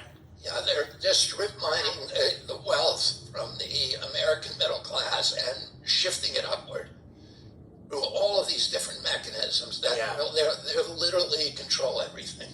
So, and no one's talking about this, which is interesting. The Republicans aren't talking about it. The Democrats aren't talking about it. You're the only candidate out there kind of bringing up these issues in this way. The media has been kind of dismissive of you, outright hostile. And now they're saying they want you to pay for the Democrat DNC is saying they want you to pay for primaries? Well, that's one of the things they're talking about. The DNC does not want me in the primary. They have the candidate that they want, who is President Biden. They don't want him to debate. They don't want him to do retail politics. They don't want him to have unscripted conversations with voters, and they definitely don't want him to debate me. And so they look at me, I feel, although I haven't spoken to them directly, I've written them, but have not gotten a reply, as a colossal nuisance. And they're doing everything they can to fix the results. So one of the things they've done is they've made it so that any vote that I get in Iowa or New Hampshire will count for Biden. And they're trying to do the same thing now in Georgia. How are they doing that? Well, they're passing a rule that if any candidate who steps into the state of New Hampshire or Iowa to campaign will lose all their delegates. And so I've campaigned in both states, so I lose because they're delegates. But now what they're trying to do is we're going to know on September 14th whether they actually do it, is they're trying to pass another rule that if you step foot in New Hampshire or Iowa, that any vote you get in Georgia, which is a big delegate state, will also count for the president and not for, so they're basically disenfranchising everybody in those states. So there's no campaign, and they're talking about this idea of making myself and Marianne Williamson, who's the other Democratic candidate, to pay for all the primaries ourselves. Are you enjoying this process, Cheryl, of running for president? And just, Well, after that, doesn't that sound fun? I mean, it sounds fun. I mean, is this fun for you? You're an accomplished actress, a comedian, and is this fun going all over the place and meeting people? I'm sure it has its challenges, but is it enjoyable at all? Well, it's interesting because I did not think that it would be fun. Of course. Being honest, it's of not course. my vibe. I don't like crowds. I don't. But she doesn't like hostile.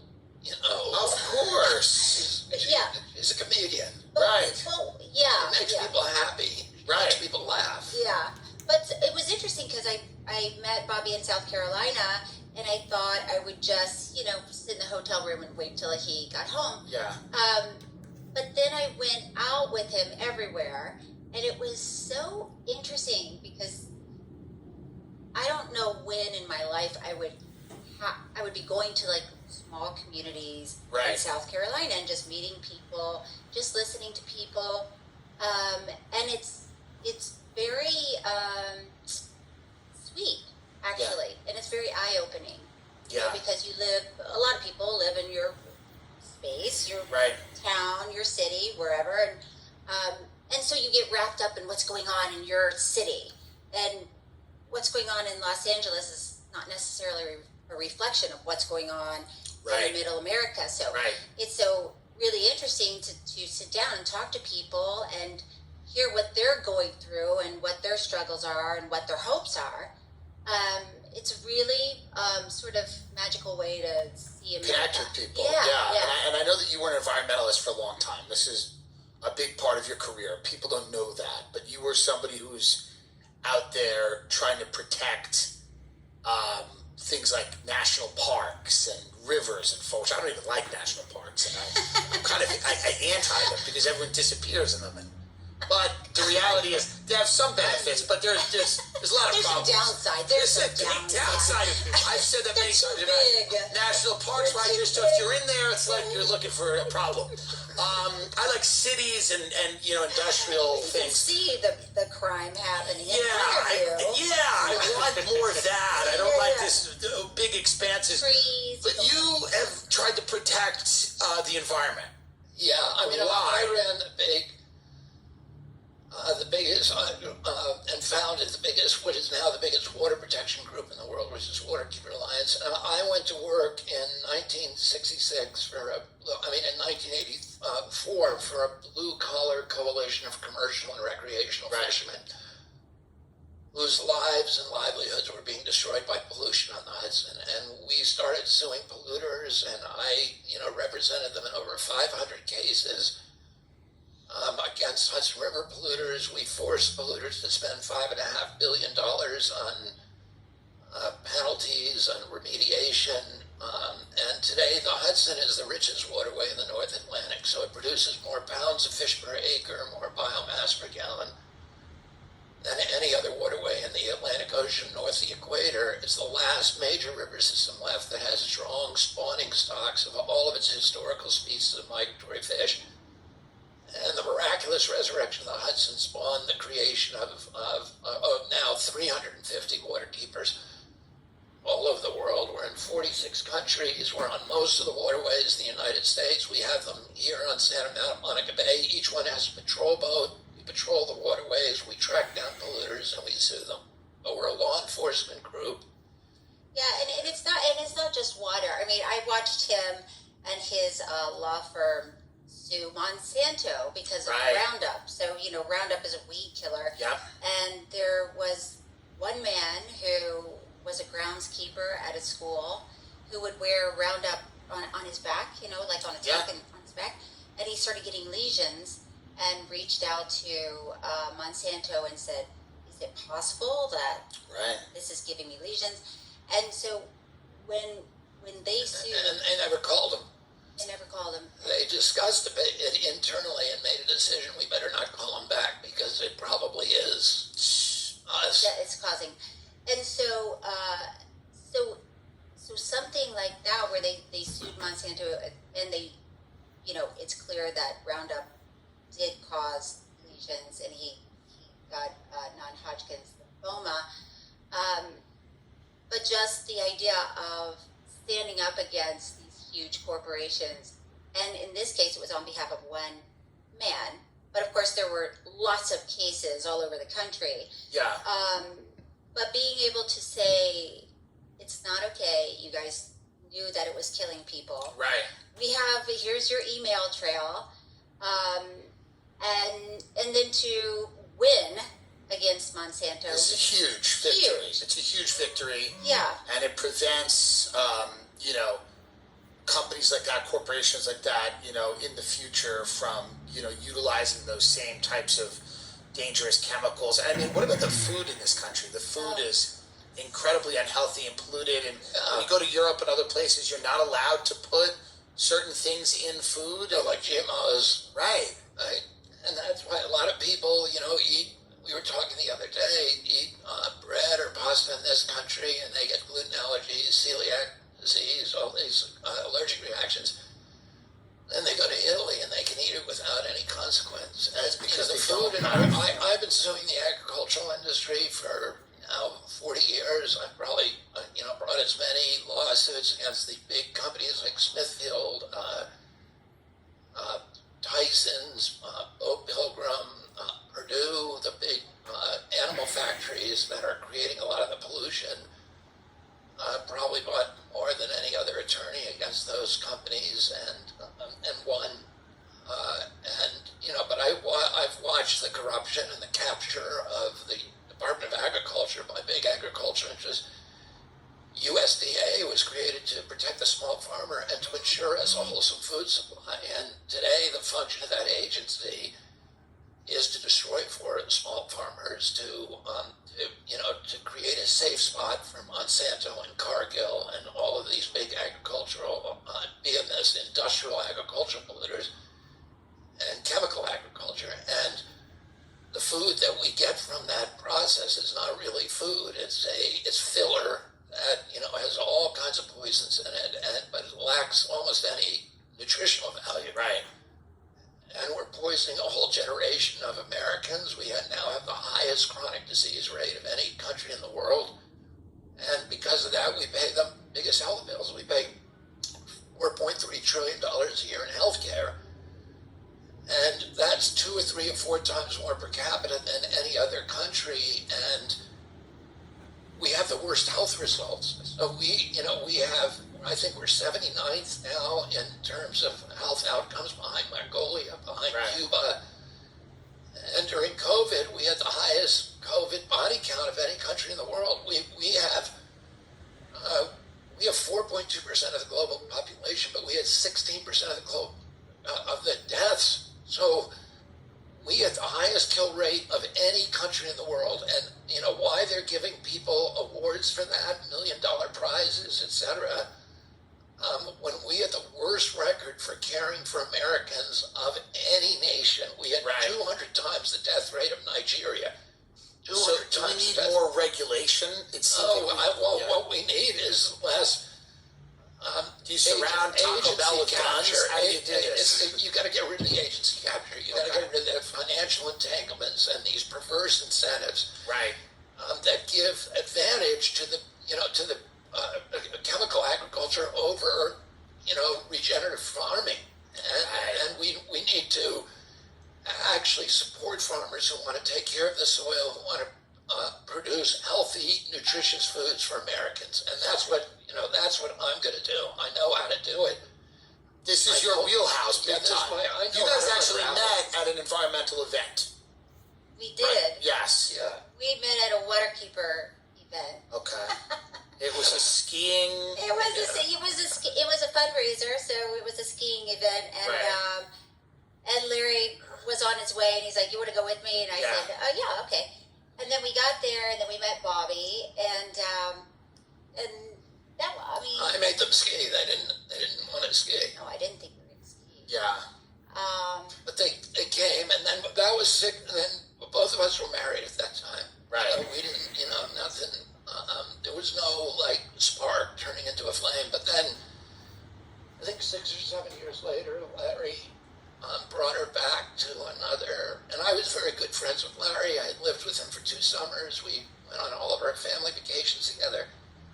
And he had just started Curb the first time. Right. I mean, Curb Your Enthusiasm, and that was the first time I met Cheryl. Then she came back 6 years later, and we were kind of friendly, but,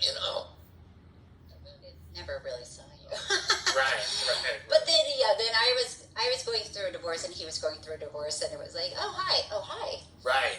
How are It was you? fun, yeah. Interesting. And what's it like being now kind of a member of the Kennedy family? This is a very interesting family to marry into. Yeah, it is. It is interesting. Because on one level, they're just a family. Right. Everybody sits around and we play charades, and it's fun. And is that what you guys are people doing? yell at each other. The Kennedys are doing? Are they playing charades? There That's not are what we a lot thought. of Okay. games. Okay. There I are didn't a realize lot that. of very competitive games. I would imagine they're competitive. Yeah. Oh my gosh. Yeah. So on one hand, you have that, and then on the other hand, I don't know, you're playing Trivial Pursuit, and it's like, oh, your uncle, Right. and that's weird, Right. because it's like this worldwide. Well, it's like this legendary American family that you're now a part of. Yeah. Yeah. That's interesting. It's amazing. How has the response been from the family to you running? Is this good? Is this mixed? It's a big family. Right. I would say if they all voted, I think there was 105 of us at the Cape over 4th of July weekend. If they all had to vote, I think Biden would beat me. But my family loves him. Okay, that's good. I would win the Hines family. Yes. Yes. I have a lot of people who support me in our family, but probably slightly more that are, I don't know. I mean,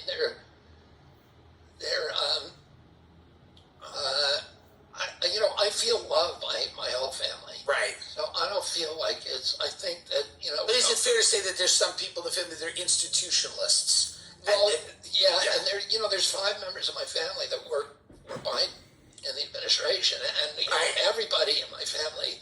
That's awkward. A little awkward. Yeah. Gotcha. Okay. Yeah. I love Nutrafol. I use it, and so should you. I'm telling you. You don't have to choose between better hair growth and your health. Nutrafol provides whole body health approach for men that promotes healthier hair. No drugs, no compromises, just better hair. No matter where you're at, people, the root cause of some of those issues might be diet, they might be situational, they might be clinical, they might be biological, but nobody's figuring that out. No. So people just throwing pills at people. That's right. Yeah, that's exactly right. I mean, the industry, right? The medical cartel and the pharmaceutical industry, which is the core of that cartel, benefit from having a sick population. Right. And, I'm not saying there's somebody sitting somewhere, with a cabal saying, let's make everybody sicker. But It's like everyone's sick, great. We're making money. Yeah, right, exactly. And the more chronic disease, the more drugs they can sell, and we's got a whole generation. It's a feedback loop. I mean, there's 150 million or 120 million benzo prescriptions every year, 120 million SSRIs. So we're talking about benzodiazepines, we're talking about things like Xanax. Yeah. And nobody else does that. Right. And then 118 million Adderall prescriptions every year. Yes. And so you've got this entire 118 million Adderall prescriptions and benzos and jeez. Our kids are all they're hopped up to the gills, and a lot of that is because there's the chronic disease rates. These kids all have not only they have physical illnesses, they've got diseases like we've never seen before, rheumatoid arthritis, juvenile diabetes, they've got Crohn's disease, all these things that we never heard of before, lupus, and then they've got allergic disease. Peanut allergies suddenly appeared and became ubiquitous around 1989. Asthma exploded, all of these allergic diseses. And this might be, we might be over-vaccinating people. There might not be... What we do know is it happened around 1989. Right. And that is when the vaccine schedule exploded, and that's when all of these diseases, all those diseases are listed as side effects on those products. Right. I don't think it's that's not the only issue. There's a lot of other. Roundup became ubiquitous around that time, like neonicotinoid pesticides, PFOAs, which are flame retardants, which I've litigated on, extensively, and they went into every child pajamas, all of our furniture at that time. Cell phones appeared. There's a lot of, it has to be an environmental exposure. Right. But it's probably just a combination of all of our kids are now swimming around in a toxic soup. And the food they eat is contaminated, the air they breathe is contaminated, the water they drink is contaminated, and it has mental health issues, impacts, it has physical impacts, it has spiritual impacts ultimately on them. And what NIH ought to be doing is looking at, very easy for them to do. They have a $42 billion annual budget. They give that money to 56,000 scientists, mainly in universities, and they give them assignments and say, look at these issues. Well, why aren't any of them looking at what is causing the autism epidemic? It's just it's really the money. Unfortunately, it's the money. We're gonna have to get people off. I mean, that's the problem, right? Because people are blinded by self-interest to the point where they just, and that's your challenge as somebody running for president, is basically how do you fight that innate desire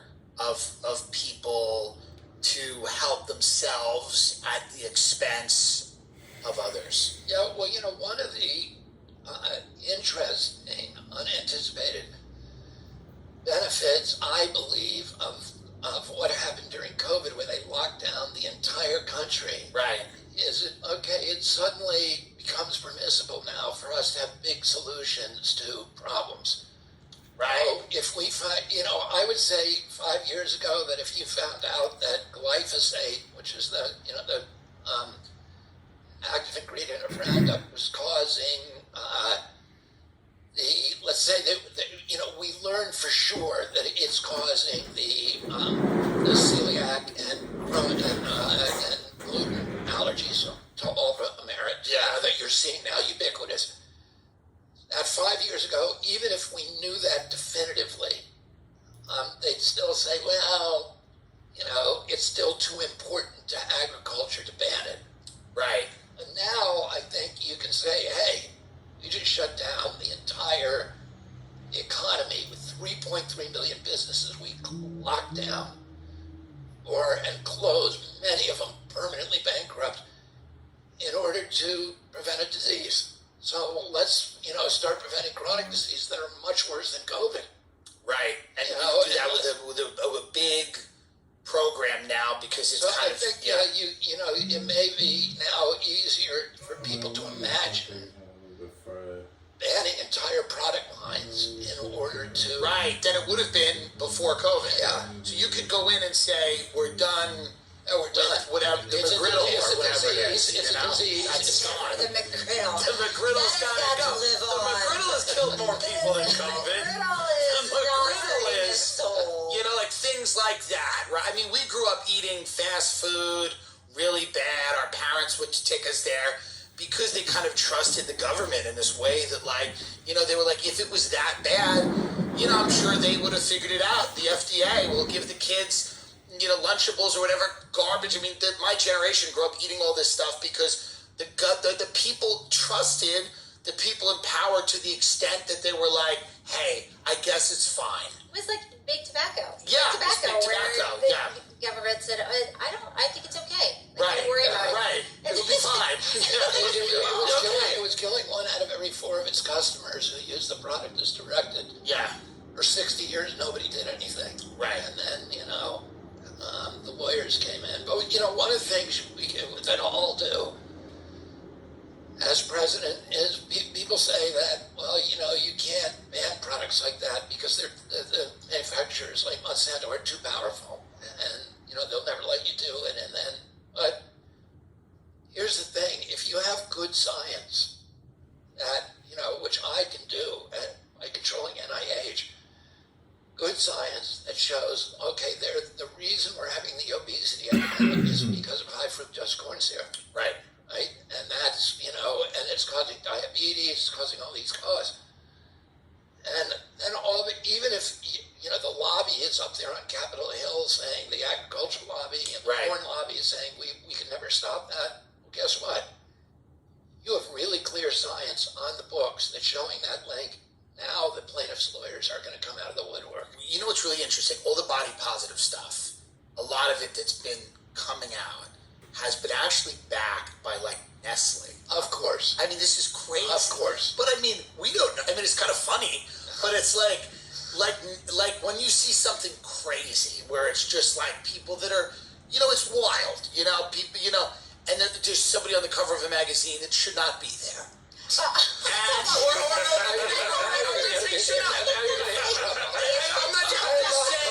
co-signing. Nobody's co-signing. Okay, we're listening.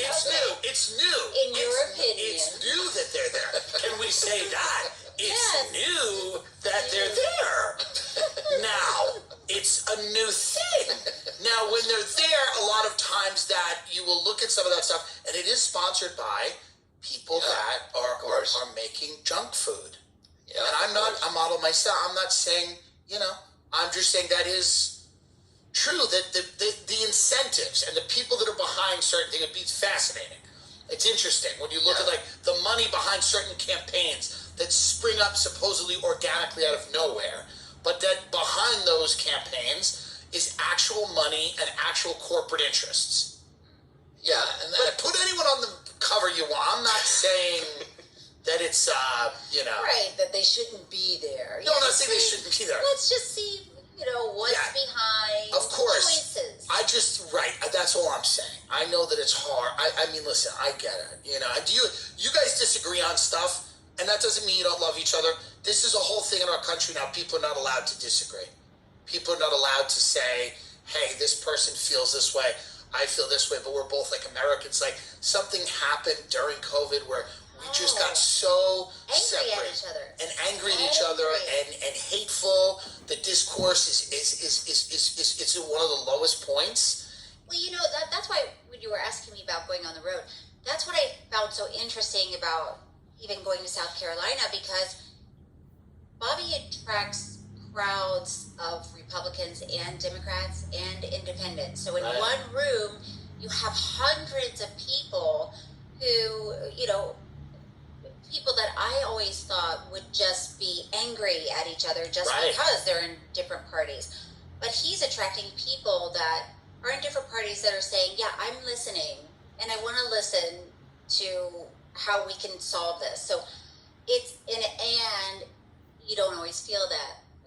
Perhaps in Los Angeles, I don't feel that so much. I feel like it's very divided. It must be tough for you because I can't tell you how many people have come up to us and say, "You're keeping our marriage together."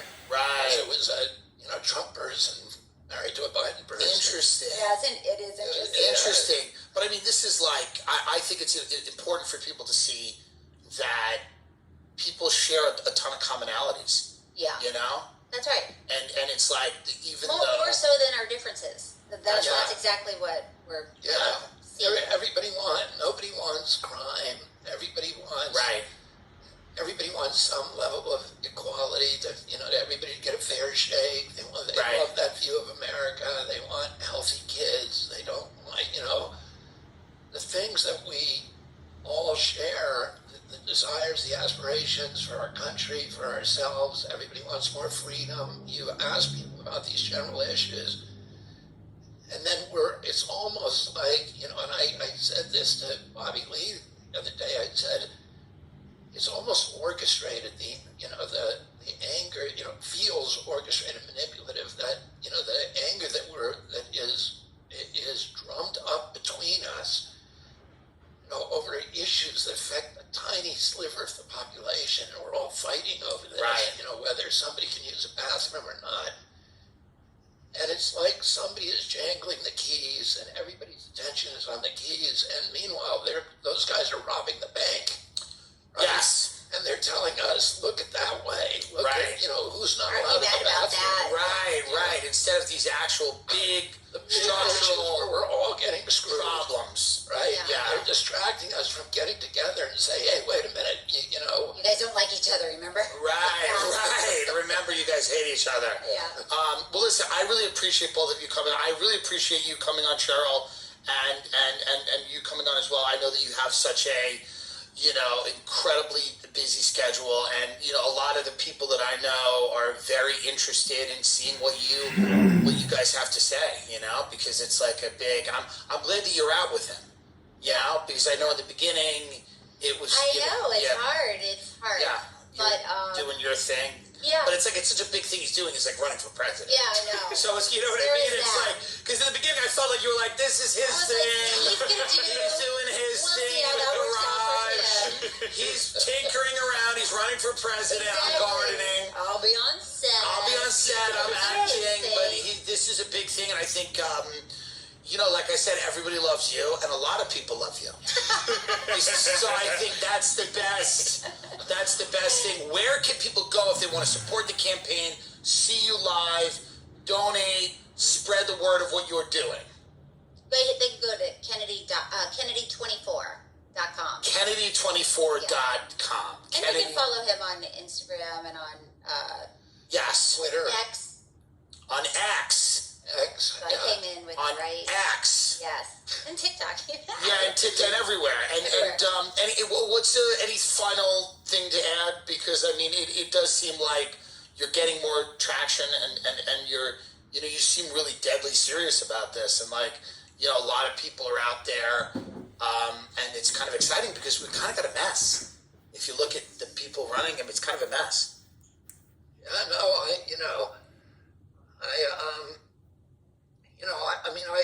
our objective from the beginning is to how do we bring people together? How do we remind people that? This polarization is so toxic.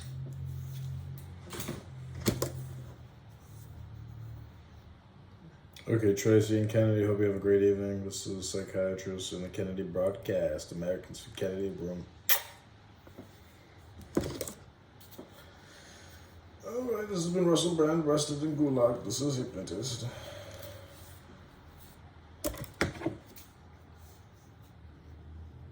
Okay, everybody, 77%, Alright, here we go.